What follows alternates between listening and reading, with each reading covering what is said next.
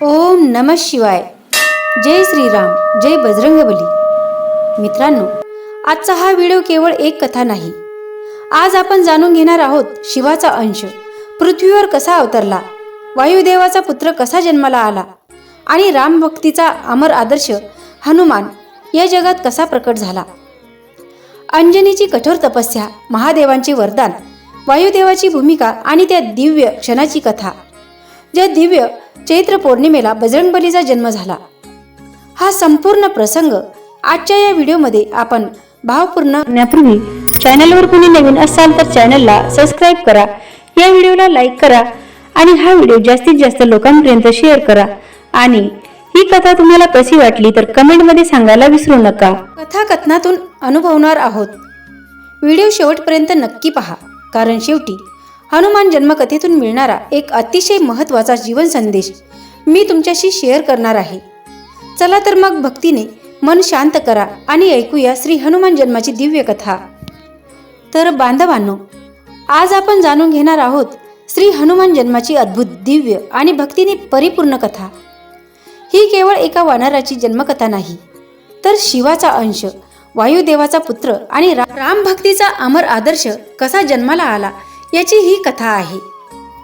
खूप प्राचीन काळी ऋष्यमुख पर्वताच्या आसपास अंजनी नावाची एक परम पतिव्रता स्त्री राहत होती.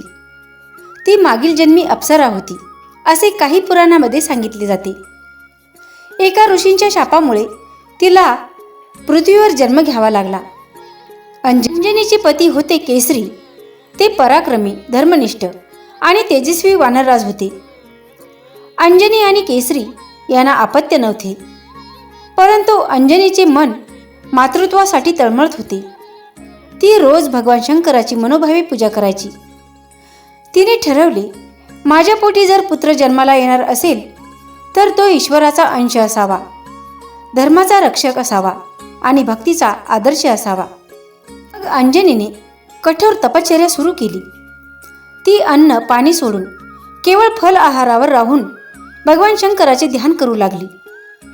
तिची तपस्या इतकी कठोर होती की स्वर्ग लोकातील देवताही अचंबित झाले. शेवटी साक्षात भगवान शंकर तिच्या समोर प्रकट झाले. महादेव म्हणाले, हे अंजनी, तुझी तपस्या मला प्रिय आहे.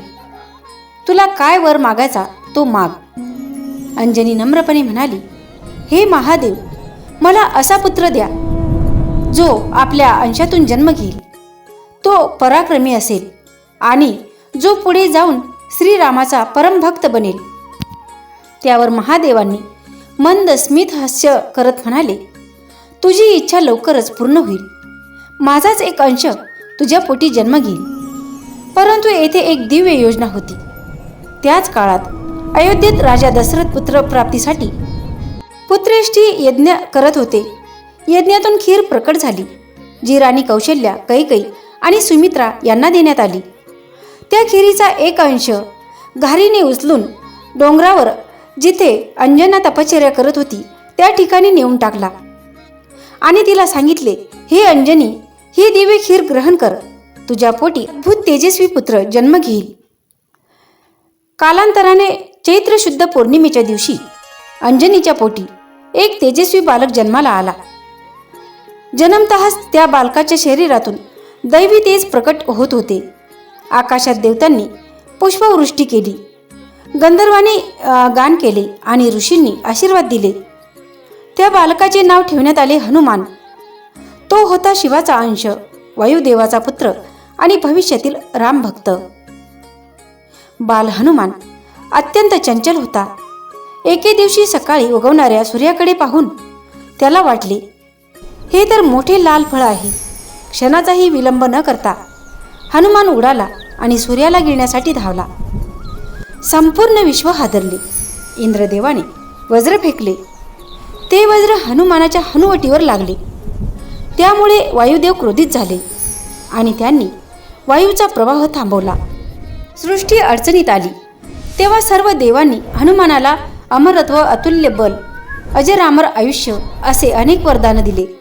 भगवान हनुमान बालपणी अत्यंत खोडकर होते. त्यांच्या लीला ऋषींना त्रासदायक वाटू लागल्या. तेव्हा काही ऋषींनी त्यांना शाप दिला, तुला तुझ्या शक्तीचे विस्मरण होईल. योग्य वेळीच तुझ्या शक्ती जागृत होतील. हा शापच पुढे रामकार्याचा आधार ठरला. किष्किंधा कांडात जेव्हा हनुमानाची भेट श्रीरामाशी झाली तेव्हा जांबवंतांनी त्याला त्याच्या शक्तीची आठवण करून दिली आणि तेव्हाच हनुमानाच्या जीवनाचा खरा उद्देश सुरू झाला. श्रीराम सेवा. हनुमान केवळ पराक्रमी नव्हता, तो होता नम्र, तो होता ज्ञानी आणि तो होता ब्रह्मचारी. रामनाम हाच त्याचा श्वास होता. रामकार्य हाच त्याचा धर्म होता. म्हणूनच आजही म्हणतात, राम काज करीबे को आतुर. बांधवांनो, ही होती श्री हनुमान जन्माची पवित्र आणि प्रेरणादायी कथा. हनुमान आपल्याला शिकवतात की शक्ती असूनही नम्र राहावे, ज्ञान असूनही अहंकार करू नये आणि जीवनात काहीही करायचे असेल तर ते ईश्वर भक्ती आणि धर्माच्या मार्गानेच करावे.